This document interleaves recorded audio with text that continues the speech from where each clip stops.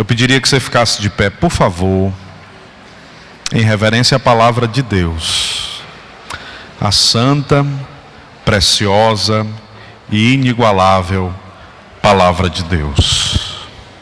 Vamos ler a carta mais extensa das 7, escrita à menor das igrejas, mas escrita de forma profunda, extraordinária. Essa é sem dúvida uma das cartas do meu coração. Eu tenho um profundo amor por essa carta de Tiatira, porque tem muitas pérolas nessa porção da Escritura, e eu queria compartilhar com os irmãos. Os irmãos, eu pediria que os irmãos me ajudassem na leitura. Vamos ler juntos, tá? A gente vai fazer uma leitura alternada em Apocalipse, capítulo de número 2, a partir do versículo de número 18.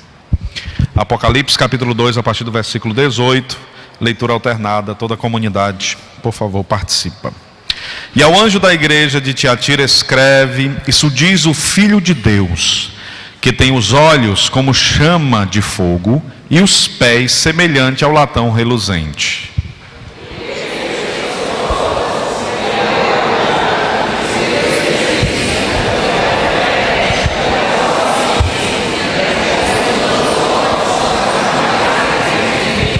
Mas tenho contra ti o tolerares que Jezabel, mulher que se diz profetiza, ensine e engane os meus servos, para que se prostituam e comam dos sacrifícios da idolatria.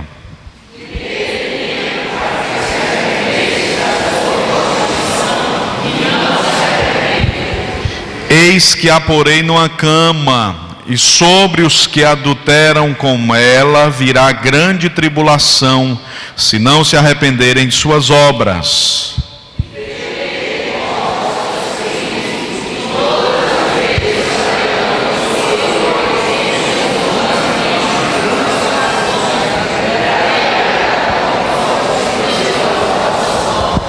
Mas eu vos digo a vós e aos restantes que estão em Tiatira, a todos quantos não têm essa doutrina e não conhecem, como dizem, as profundezas de Satanás, que outra carga vos não porei.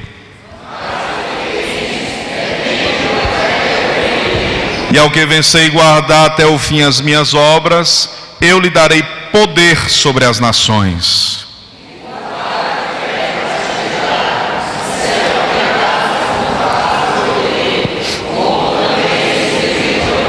Dar-lhe-ei a estrela da manhã. Todos, quem tem ouvidos, ouça o que o Espírito diz às igrejas. Está a tua palavra diante de nós, está o nosso coração diante do Senhor. Que haja, ó Deus, uma terra fértil, e que a semente da tua palavra possa atingir lugares profundos nesta noite, germinar e dar frutos a 100 por 1, em nome do Pai, do Filho e do Espírito Santo. Podeis sentar, queridos.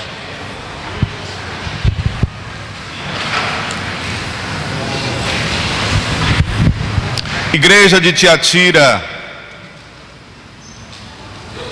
uma igreja situada em uma pequena cidade das 7 cidades da Ásia Menor.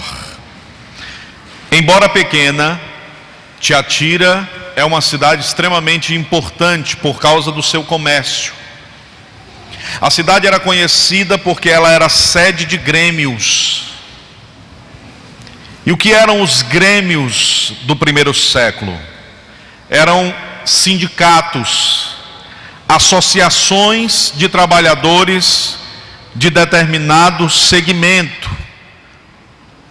Quem trabalha com púrpura faz parte de um grêmio. Quem trabalha com perfumes faz parte de um outro grêmio. Quem trabalha com lã faz parte de um outro grêmio. Quem trabalha com peles faz parte, e assim se multiplicavam os grêmios na cidade de Tiatira. Haviam grandes salões na cidade, onde essas associações se reuniam para celebrar o Deus que era adorado em cada grêmio. Cada grêmio possuía uma divindade. E enquanto eles estavam se banqueteando, bebendo, há registros de muita promiscuidade, prostituição, do mais baixo nível possível. Então a cidade de Tiatira é uma cidade que tem um poder econômico notável, porque haviam muitos comerciantes. Mas para que esses comerciantes pudessem prosperar, eles teriam necessariamente que fazer parte de um dos grêmios. E o problema é que para fazer parte de um dos grêmios, você tinha que venerar o Deus desse grêmio. E não apenas venerar o Deus desse grêmio, você tinha que fazer parte das festas e das orgias. Havia na igreja de Tiatira uma ensinadora, uma mulher destacada por sua capacidade de ensinar. Jesus a chama de Jezabel, não porque este era o seu nome, mas porque o seu ensino era semelhante ao ensino de Jezabel, esposa de Acabe, que nós conhecemos muito bem.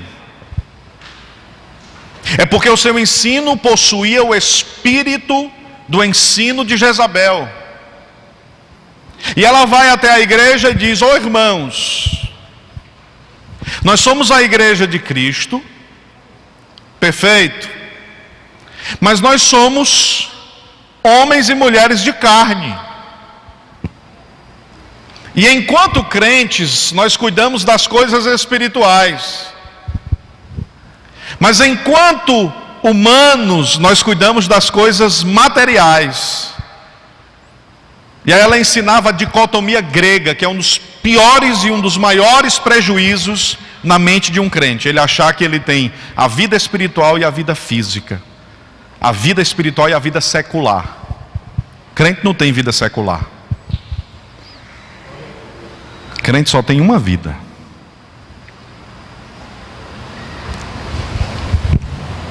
E aí ela disse o seguinte: vocês podem vir para a igreja, participar do culto, e podem ir para o grêmio. Afinal de contas, no grêmio, o que é que vocês são? Comerciantes. Na igreja, o que é que vocês são? Crentes.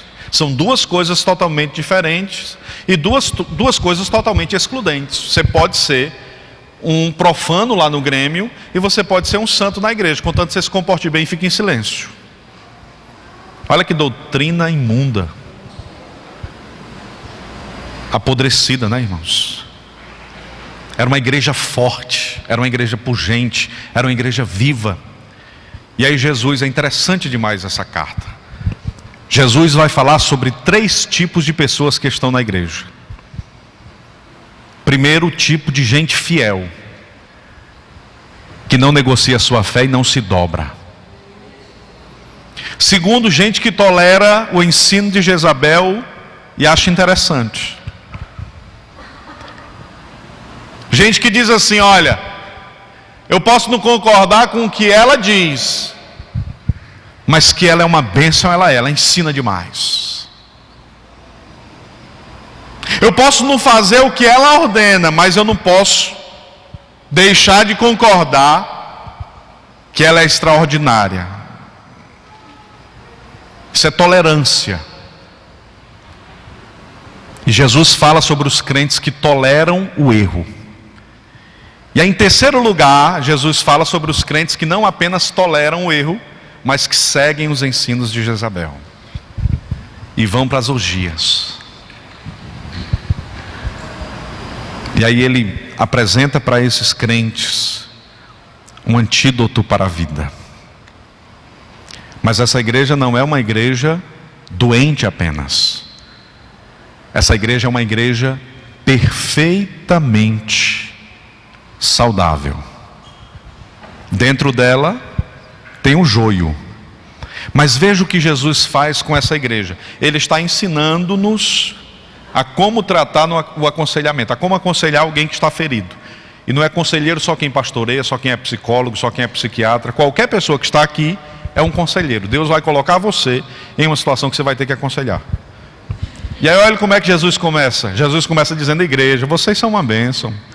Eu estou vendo as obras, eu estou vendo a fé, eu estou vendo... E aí ele começa colocando a igreja assim numa situação. Aí ele diz: mas... Aí vem a pancada, né? Eu tenho os olhos como tochas de fogo e eu estou vendo algumas coisas que eu não estou gostando. E aí quando ele conclui, ele diz assim: vocês vão reger as nações e eu vos darei a estrela da manhã. Então você começa feliz, no final você fica assim todo quebrado, no meio, né? Aí no final você sai feliz. É o feedback de Jesus, né? A administração se chama de sanduíche, né? É uma coisa boa, a repreensão, e aí você fecha com outra coisa boa. No conceito de administração, eles usam o termo sanduíche. Então você tem 3 tipos de pessoas na igreja. Você tem as pessoas que não se vendem, que não negociam a fé. E sobre estas pessoas, Jesus diz muitas coisas. Primeiro ele diz: eu vejo as vossas obras. Aí a gente imagina que essas obras dizem respeito aos trabalhos que a igreja faz. Não é isso. Ele vai falar disso também, mas não é isso. Eu tenho olhos como tocha de fogo, diz o texto, e eu vejo as vossas obras, eu prescruto as vossas obras. O que ele está dizendo é: eu percebo que as vossas obras estão alinhadas com a vossa fé. Nós tivemos essa semana 3 dias de muito impacto de Deus. Foi tremendo. Eu fui com a Cíntia e aqui da igreja estava a irmã Miriam, a irmã Manu e o Deuel. 5 líderes da igreja. Foram 3 dias transformadores. Segunda, terça e quarta. Você sabe que é assim, da 9h30 o culto terminar e você ficar dizendo: meu Deus, eu não acredito que eu tenho que ir para casa. Depois disso tudo, eu queria morar aqui. Mensagem de Deus. E hoje certamente eu vou estar rememorando com vocês algumas das verdades que nós ouvimos nesses 3 dias. E uma das coisas que um dos ministrantes, o pastor Maurício Cunha, disse, que foi muito forte no meu coração, foi quando ele disse assim: as pessoas da cidade, as pessoas de fora, as pessoas lá do bairro, elas não esperam uma igreja perfeita. É ilusão pensar que as pessoas lá de fora esperam que os crentes sejam perfeitos. Elas não esperam isso. Elas esperam que nós sejamos coerentes. Elas esperam que a nossa prática esteja alinhada com o nosso discurso. O que elas não suportam é uma igreja que fala sobre o amor e crentes que convivem nessa igreja em litígio. Elas não suportam. É crentes que falam de acolhida e elas entrarem e saírem desse tempo sem aparecer ninguém para pegar em suas mãos e dizer assim: foi bom você ter vindo.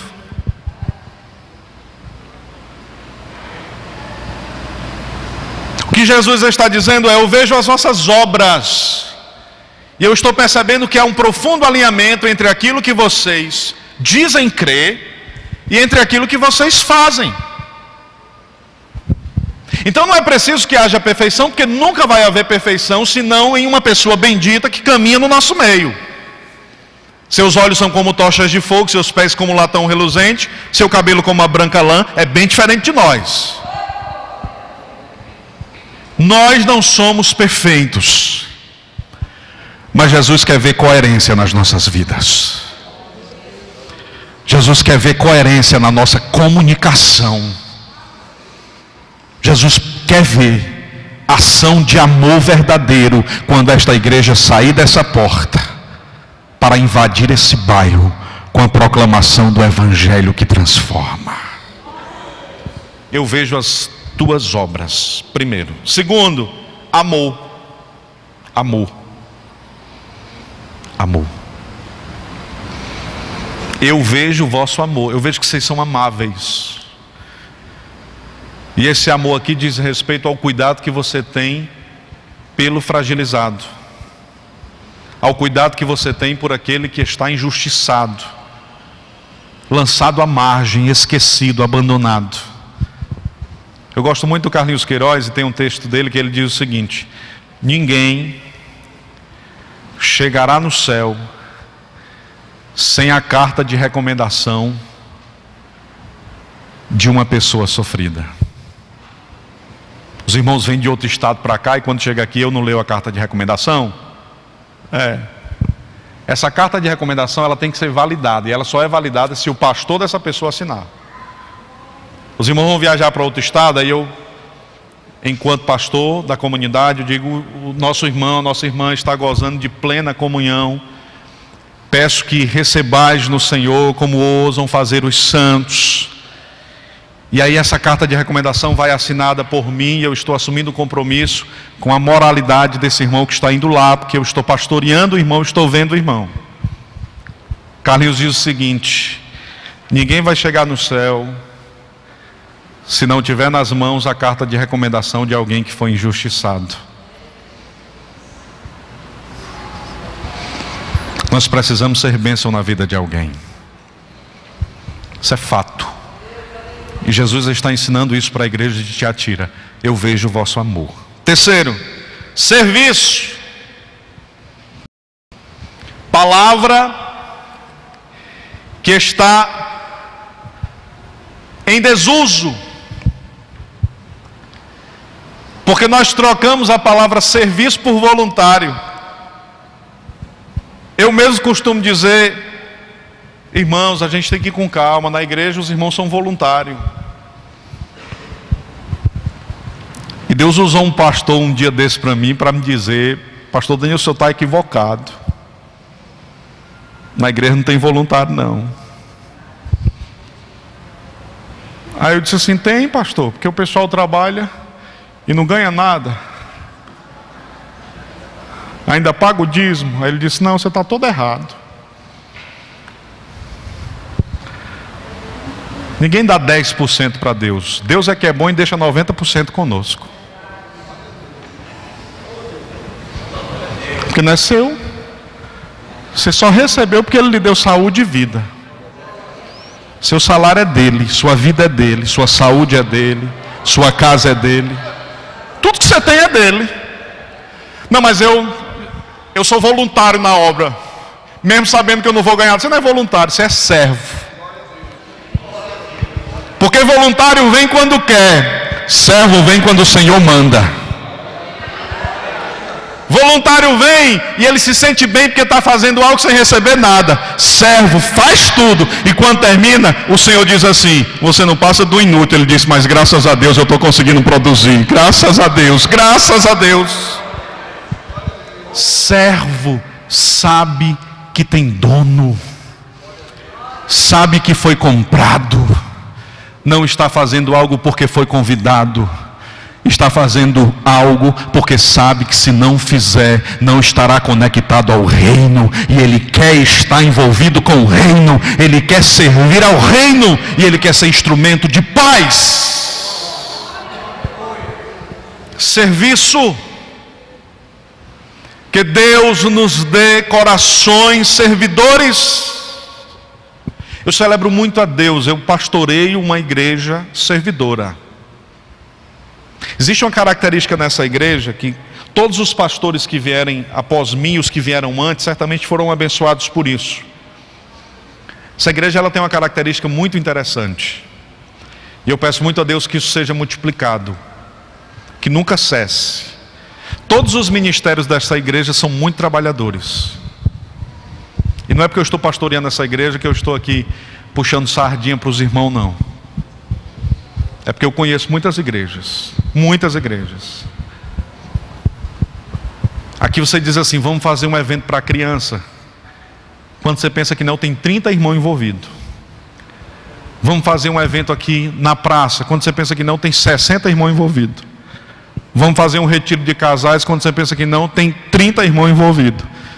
Vamos fazer aqui uma escola, 20 irmãos envolvidos. E aí você não vê gente reclamando por fazer muito.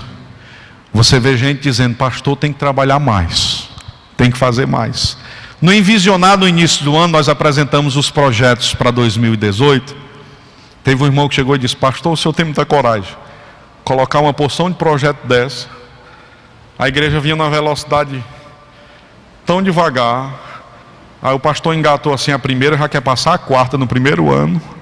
Irmão, está terminando 2019 e a gente fez mais do que o que a gente prometeu, de festa, de congresso. Sabe por quê? Porque vocês fizeram. Eu tenho certeza que ninguém aqui está mais pobre porque contribuiu com os projetos da igreja esse ano. Amém, irmãos? Eu tenho certeza que você vai terminar esse ano mais crente do que o que você era quando começou. Mais edificado, mais consciente da sua missão. Porque Deus está vendo o seu serviço. Crente trabalha, irmãos. Nós temos que produzir para a glória de Deus. Porque nós somos porta-vozes de Deus. E a instauração do reino depende da nossa disciplina. Vamos continuar. Fé. Fé é crer o suficiente para realizar a mudança que Deus deseja no mundo. Pensa no nome de fé, ele ora e a pessoa é curada. Não, eu não vejo fé nisso. Isso é um dom de cura. Fé é quando você é massacrado por uma enfermidade, mas você continua olhando para o céu e sabendo que Deus tem um propósito na sua vida e você não desiste. Paciência. Olha outro elogio. Paciência. Paciência é continuar esperando quando tudo parece contrário. Isso é extraordinário. E por fim ele diz assim: um outro ponto que eu quero lembrar é que vocês são hoje melhores do que o que vocês eram quando começaram. Já pensou, irmão, a igreja recebeu um elogio desse? Depois de anos de existência, Deus chegar para a igreja e dizer assim: vocês são melhores hoje do que o que vocês eram quando vocês começaram. Não é extraordinário? Lindo demais. A gente precisa pensar nisso. A igreja, ela precisa progredir, ela precisa ser progressiva, porque a escritura é progressiva. Você sabe que Deus se revela de forma progressiva? Você sabe que o Deus de Gênesis é menos revelado que o Deus de Êxodo? Você sabe que o Deus de Gênesis, Êxodo, Levítico, Número, Deuteronômio, Josué, Juízes, Ruth, Êxodo, Neemias, Esté, Jó, Salmo, Provérbios é um Deus mais revelado que o Deus de Gênesis? Você sabe que o Deus de Mateus é mais revelado que o Deus de Provérbios? Você sabe que o Deus de Apocalipse é mais revelado que o Deus de Mateus? Porque Deus foi se revelando.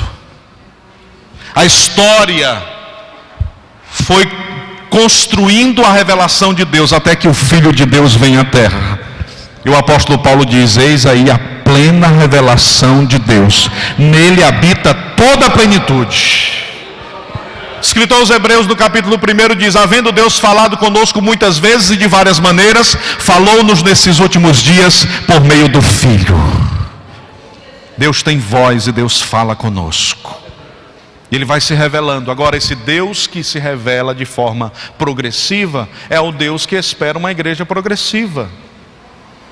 Uma igreja que cresce, e não apenas em número, mas em saúde. É uma igreja que está olhando para o seu entorno e está buscando tocar o entorno. Na conferência eu ouvi um testemunho que eu achei extraordinário. O pastor contou que ele tinha muito desejo de trabalhar ação social dentro da igreja, e ele sentiu que Deus havia chamado ele para esta missão. E aí ele chegou para o pastor de uma comunidade em uma favela do Rio, muito povoada. E aí ele disse: vamos fazer aqui um impacto, um dia todo de corte de cabelo. E aí conseguiu dezenas de cabeleireiros para vir cortar o cabelo da comunidade toda, e cortou o cabelo de todo mundo. E foi aquela alegria, filas e filas, de 7 da manhã até 5 da tarde.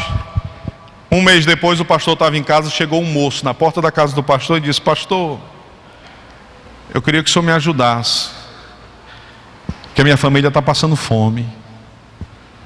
Ele disse: pois não, meu irmão, você mora aqui? Ele disse: eu sou o cabeleireiro da comunidade.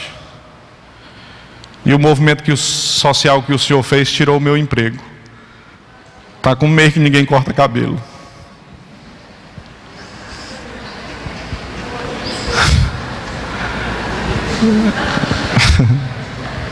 Minha família está passando fome. Me ajude aí, pastor. E aí Deus usou aquele homem na ministração. Era numa tarde assim para 10, 15 pastores. Num café da tarde. Aí ele disse assim: sabe quando é que a nossa igreja vai impactar a cidade? É quando nós entendermos que nós não somos uma igreja para a cidade. O que é uma igreja para a cidade? É a igreja que diz assim: está com sede? Tô. Aí pega a garrafa d'água, vai lá e entrega. Está com fome? Tô. Pega a quentinha, vai lá e entrega. Está com fome? Tô. Pega o sopão, vai lá e entrega. É uma igreja para a cidade. Diz que quando a igreja deixar de ser uma igreja para a cidade e passar a ser uma igreja com a cidade, a gente vai fazer a diferença no bairro onde a gente está. Aí ele diz assim: no próximo evento social, a gente foi nos cabeleireiros tudinho e chamou os cabeleireiros para vir trabalhar com a taxa inferior. Cortaram mais, ganharam mais e conseguiram suster a família e não tiveram prejuízo nenhum. E aí ele disse assim: um líder que faz a diferença no lugar onde ele está é quando a mudança acontece e as pessoas dizem assim: nós fizemos. Não é uma igreja para a cidade, é uma igreja com a cidade. E quando terminou, eu cheguei para o pastor e disse: pastor, eu queria dizer para o senhor sobre uma angústia do meu coração. Aí ele disse assim: pois não. Eu disse: pastor, é um sonho imaginar a igreja se envolvendo com os profissionais do bairro para servir o bairro. Não é um sonho, irmãos? Sim ou não? É um sonho a igreja se envolvendo com pessoas que estão lá fora para fazer a diferença e para ser luzeiro, para trazer luz e paz. É um sonho. Mas não dá para nós sermos uma igreja com a cidade se ainda existem igrejas nossas que têm dificuldade de acolher no seu seio pessoas diferentes. Nós só seremos uma igreja com a cidade quando a gente compreender que a transformação na vida de um ser humano, quem faz é Deus dentro do tempo dele. Quando a gente compreender que a nossa cruzada não é para que ele se converta. Não, a gente vai fazer uma cruzada. Eu participei muito de cruzada. Vamos fazer uma cruzada. Pastor, tem 20 cestas básicas para sortear. Eu vi com esses meus olhos que Jesus há de arrebatar ou a terra há de comer, né? Vi pastores fazendo sorteio de cesta básica no fim da cruzada. E a pessoa vindo receber a cesta, ele dizia assim: você não quer Jesus não? Na cesta básica você quer, né? E ainda dizer assim: povo do coração duro, ganharam 20 cestas básicas e não aceitaram a Jesus. Como se o evangelho fosse uma moeda de troca, de barganha. Isso é tudo menos o evangelho. A gente vai e entrega a cesta básica, o sopão, a água, o cobertor. A gente faz o que precisa ser feito, mas não é para que Ele nos responda. É porque Deus já nos cobriu de graça, já nos alimentou com a sua palavra, já nos encheu de paz, já transformou a nossa casa, já nos deu saúde espiritual. Estamos salvos na pessoa bendita de Jesus, irmãos. Se crermos nele, salvos. Então a gente não faz esperando o retorno, a gente faz porque o retorno veio há 2000 anos atrás. Bendito seja o nome de Jesus. Movimentos extraordinários, movimentos de paz. Gente, uma rede de amor se construindo no bairro. Ele chamou os adolescentes da igreja e disse assim: olha, vocês vão fazer uma pesquisa. E aí reuniu uns 40 adolescentes. Eles saíram de casa em casa. E aí ele chegava na porta do bairro, na porta da casa, e dizia assim: me diga uma coisa.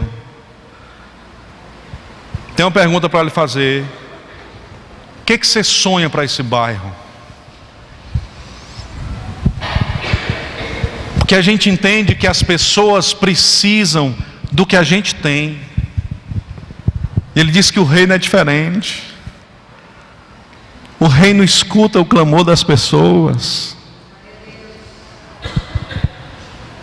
E aí as pessoas iam falando e depois eles reuniam estas informações e foram construindo o CAD, que é um centro de ação social, que hoje cuida de centenas de crianças.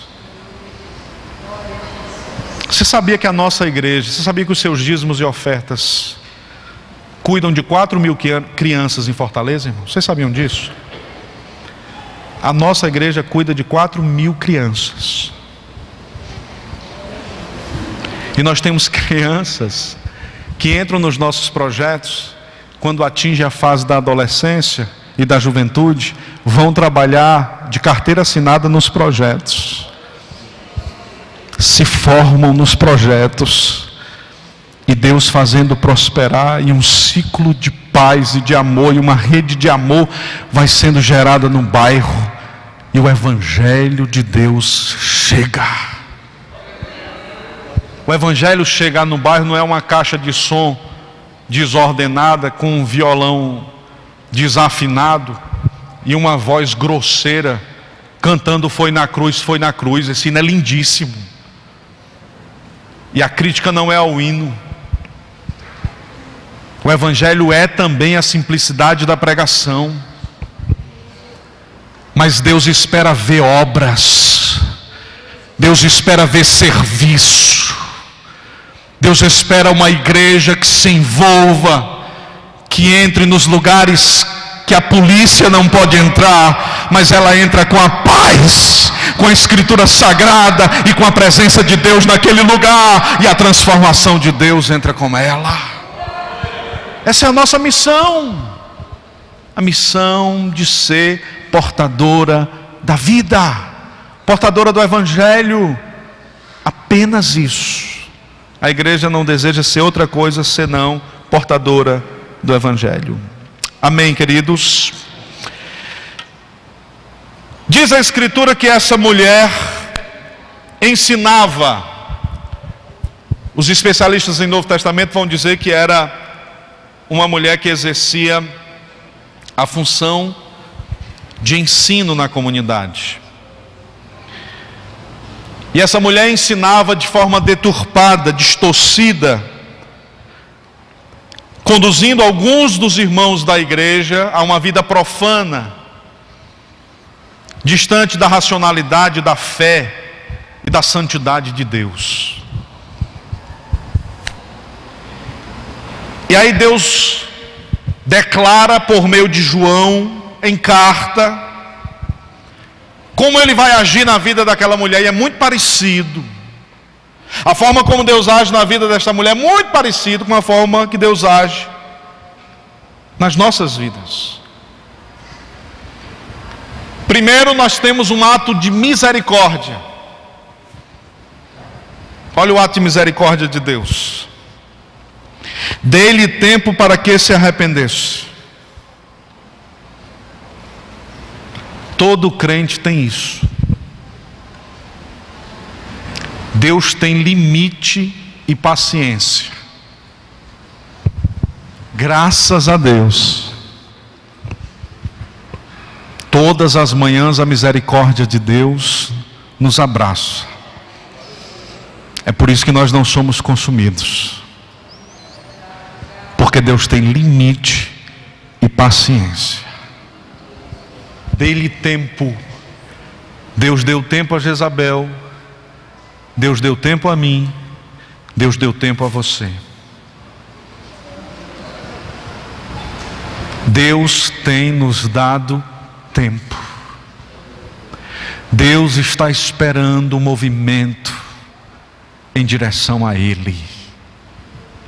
Essa palavra talvez tenha direção para pouquíssimos irmãos, mas essa palavra tende a ser um bálsamo para a sua história. Não brinque com o tempo que Deus está te dando. Se ainda há oxigênio no seu pulmão, e se o seu cérebro ainda está sendo oxigenado, aproveite o tempo que Deus está te dando. Porque a paciência de Deus tem limites. É bíblico, é bíblico. Deus age primeiro com misericórdia. Diga comigo, misericórdia. Irmão, essa misericórdia foi desanimada demais. Vamos dizer mais forte. Diga comigo, misericórdia. Espera. E aí a pessoa não se arrepende. Aí ele eleva a dimensão de tratativa. Segunda dimensão, disciplina. Diga comigo, disciplina. Pastor, e como é a disciplina? Porei numa cama os que adulteram com ela. Palavra dura, né, irmãos? Palavra dura. Mas é bíblica, né? E quando eu não puder mais pregar a Escritura, os irmãos, por favor, deem um jeito de me tirar daqui. Deuteronômio 32, a Escritura diz: eu sou bênção e sou o Deus que permite a maldição.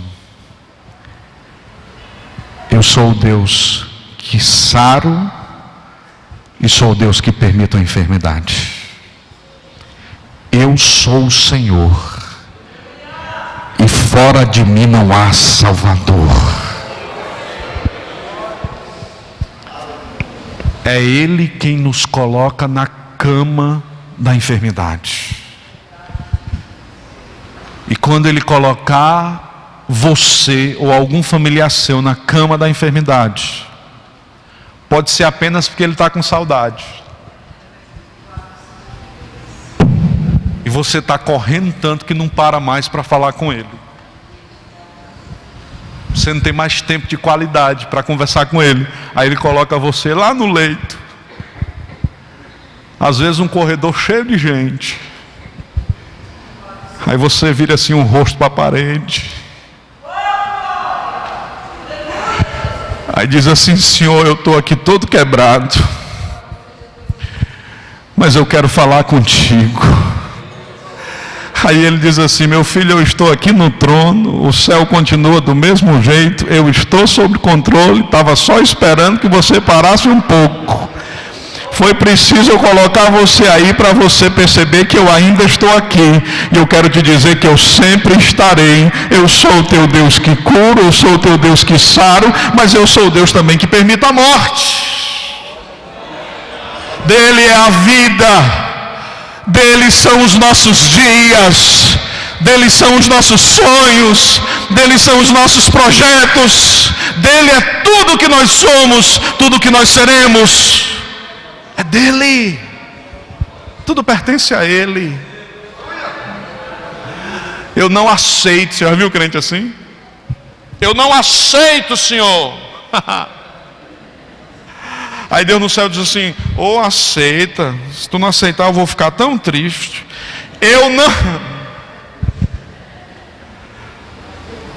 Deus não precisa que você aceite. Ele é Deus. E por mais que você não entenda nada agora, lá na frente você vai olhar e vai dizer: todas as coisas cooperam igualmente para o bem daqueles que amam a Deus.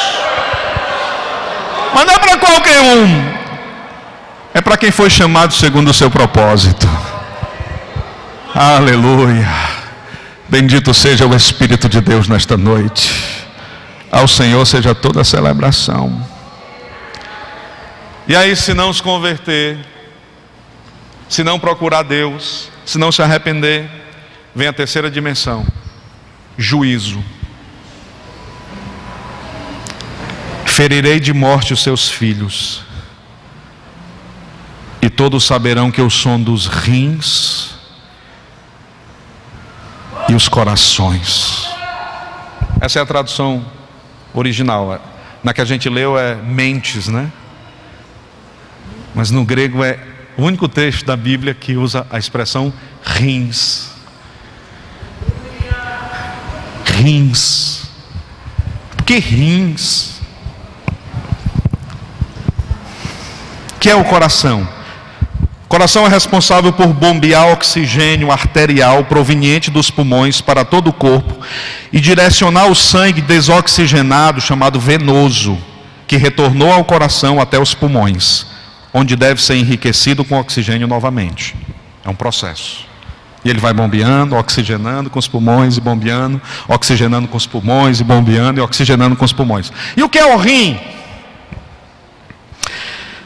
Rim, entre outras das suas funções, a sua principal é filtrar o sangue para eliminar substâncias nocivas ao organismo, como amônia, ureia e ácido úrico. Pastor, isso aí é aula de medicina. Não, irmão. É porque Jesus está querendo ensinar uma coisa bonita para a gente. Deus sonda rim e sonda coração. Ele começa sondando o rim, porque o coração ele pulsa. É uma bomba que pulsa. O rim filtra. Então, quando um crente morre espiritualmente, não é porque o coração parou, é porque o rim deixou de filtrar há muito tempo. Aí ele foi recebendo toxina e toxinas e toxinas, deixando o ódio entrar, deixando o pecado permear a sua vida, deixando a ira permanecer, deixando a fofoca fazer parte da sua mesa. Ele perdeu o filtro. O que passa mais não é limpo, está impuro. E aí vai para o coração, vai para o centro. E aí o coração é afetado. E depois de muito tempo, recebendo sangue sem filtro, ele sofre danosamente e para. Aí alguém diz: o irmão teve um ataque espiritual e morreu. Não, o irmão deixou muita coisa ruim passar, mas o Espírito de Deus reservou essa noite para dizer para você que ele tem uma hemodiálise abençoada para fazer. Ele vai tirar o sangue, vai restaurar o rim, e você vai receber sangue purificado para a glória do nome dele. Ele é Senhor que purifica as nossas vidas, que limpa as nossas vidas para que não haja morte. Não é projeto de Deus que você morra. Pastor, como é que você sabe disso? Que você está aqui. Se Deus tivesse desistido de você, você estaria em qualquer outro lugar, mas não aqui. Se você está aqui, é porque Deus quer purificar a sua história e trabalhar na sua vida. Pastor, e quem não está aqui? É porque está trabalhando, irmãos. É porque está estudando. Ou porque está morto. Porque se pode estar aqui e escolheu não estar, perdeu o filtro há muito tempo. Pode perguntar o que é que está passando na novela. Conta até o nome dos personagens. E ainda chora quando o fulano morre. Irmão. Mas quem veio para cá escolheu o melhor lugar.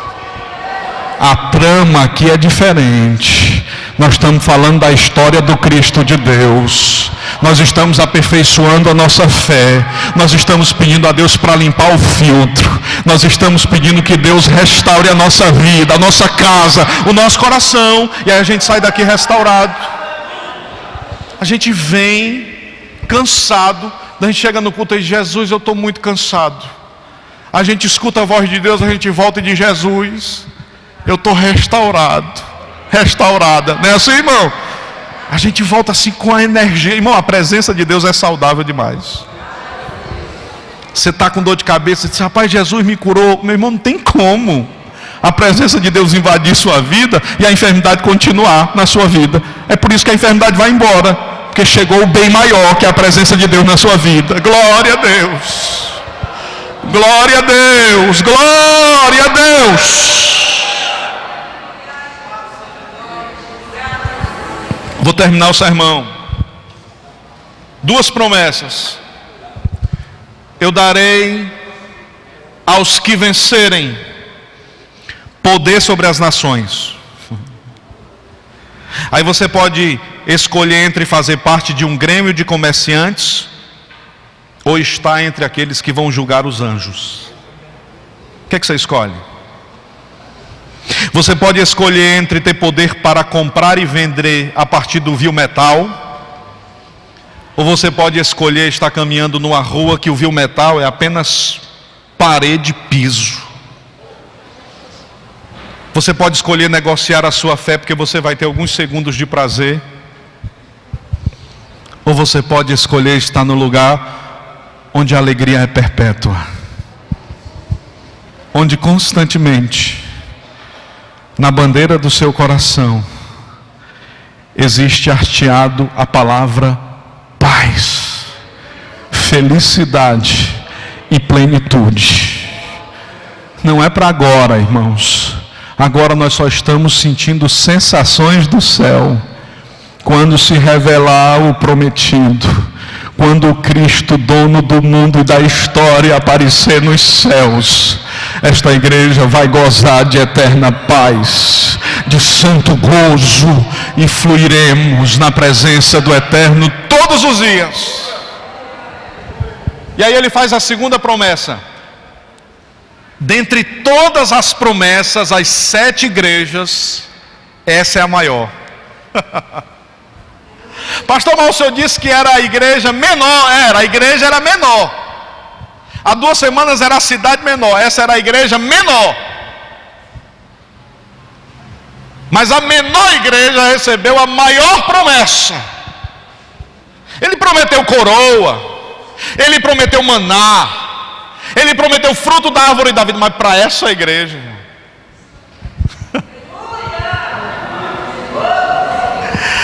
oh, aleluia! Ele prometeu a estrela da manhã.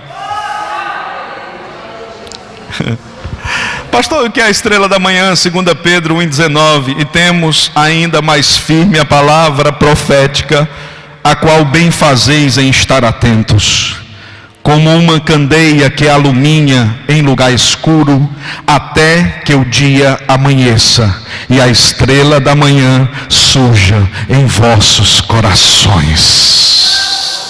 Apocalipse 22:16. Eu, Jesus, enviei o meu anjo para testificar estas coisas a favor das igrejas.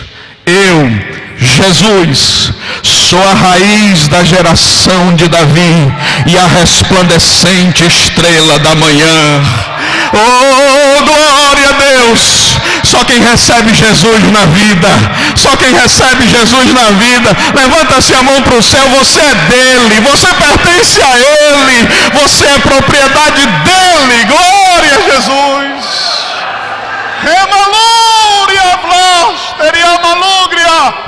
Aleluia. Oh, irmãos, eu vou concluir o sermão com a história que eu ouvi nesses 3 dias. O pastor disse assim: irmão, quem é que não gosta de ser vizinho de Jesus? Você já pensou? Você chega para alugar uma casa, diz: rapaz, quem é que mora aqui do lado? É Jesus.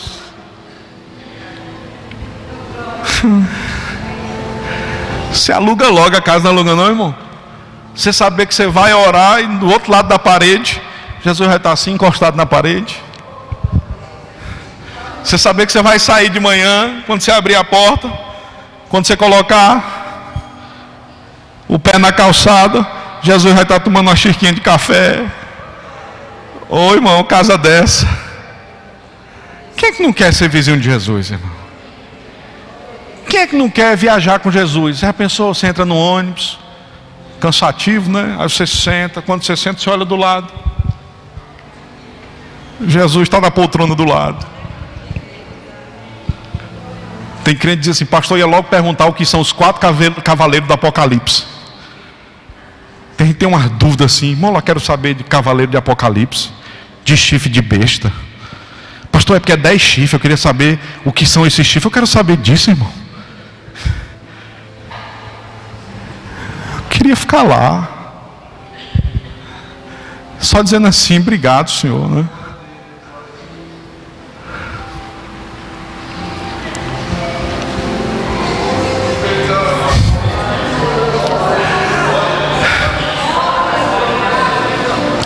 Os teus vizinhos vão sentir isso.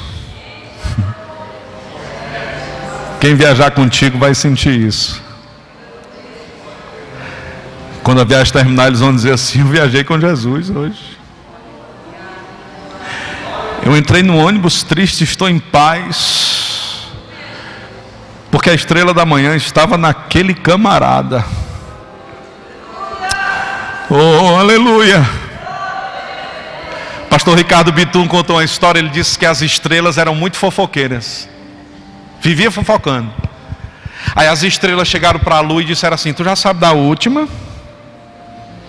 Nem te conto. Aí a lua disse, o que foi? A terra está em trevas. Disse, como é, bebê? A terra está em trevas. Aí a lua disse, eu não acredito não. Diga. Aí a lua foi para o sol. Se só as estrelas são fofoqueiras. Mas elas me disseram uma coisa que eu fiquei preocupado. Elas disseram que a terra está em treva. Se acredita nisso, o sol, vou já lá dar uma olhada. Aí o sol desceu, observou a terra, aí voltou e disse, lua, é só conversa das estrelas. Está tudo claro.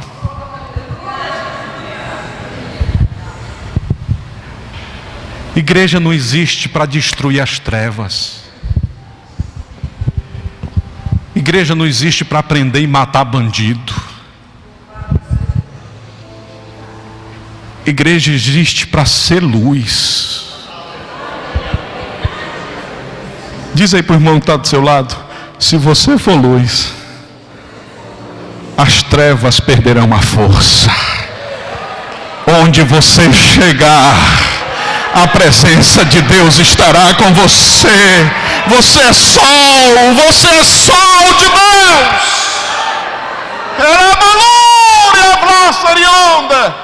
É assim o Evangelho. A gente não se esforça para resolver as coisas, não, a gente apenas é.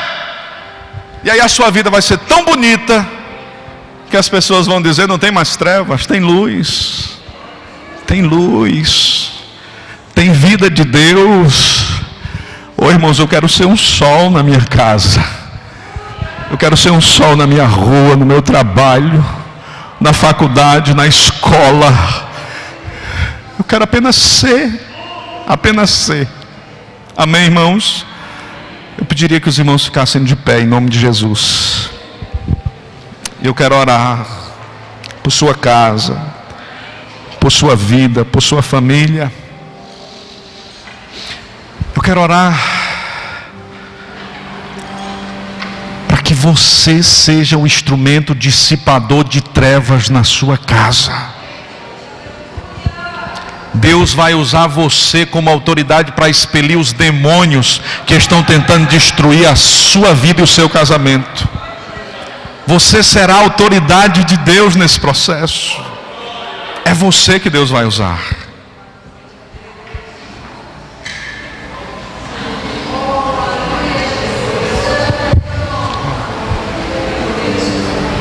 Irmãos, vamos orar pela tia do irmão Gleidson, a senhora Raimunda. Ela foi diagnosticada com CA. Vamos orar. Vamos para a oração? Amém. Tem mais algum irmão que deseja vir à frente? Se tiver, pode vir. Se hoje ouvires a voz do Senhor, Não endureçais o vosso coração. Deus está fazendo um movimento santo nesse lugar. Ainda tem muita gente que precisa entender. Essa igreja hoje deveria estar repleta de irmãos como estava domingo. Um dia essa igreja vai entender isso. A importância de estar nesse lugar. Mas os que estão aqui vão correr sem se cansar. Porque Deus tem uma dimensão de espiritualidade para cada um de nós. E quando estamos dispostos a absorver a luz invade todas as áreas das nossas vidas. E aqui está a fonte de luz de Deus.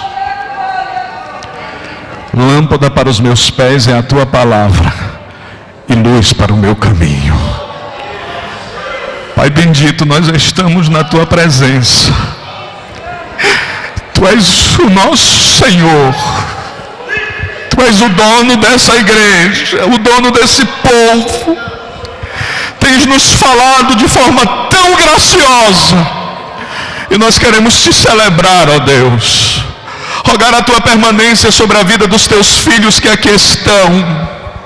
Porque tu não tens, ó Deus, palavra de juízo sem antes nos conceder a tua misericórdia. Que seja um tempo de misericórdia sobre esta igreja. Que seja um tempo de restauração sobre este povo, Senhor. Ajude-nos em nome de Jesus. Eu te apresento todos os teus filhos e filhas que estão aqui à frente. Rogo-te que o Senhor seja pleno, que o Senhor seja presidente, residente e diretor de todas as áreas das vidas deles. Peço-te, ó Deus, que hoje o Senhor assuma a capitania da embarcação e que dê a eles poder para quebrar todo jugo, em nome de Jesus, em nome de Jesus, em nome daquele que é a estrela da manhã. Rogamos-te, brilhe em nós, e que o mundo veja que o Senhor é vivo, não porque a Escritura conta isso, mas porque a Escritura é viva em nossas ações, e porque o Senhor é vivo em nós, o mundo saberá que tu és vivo. Em nome do Pai, do Filho e do Espírito Santo, nós rogamos-te. Amém. A graça de nosso Senhor e Salvador Jesus Cristo, o grande amor de Deus, o nosso Pai, Senhor, a comunhão e as doces consolações do Espírito de Deus repouse sobre toda a comunidade. Quem recebe esta palavra, diga amém. Abraça o seu irmão antes de sair, em nome de Jesus. Diga para ele: foi bom você ter vindo.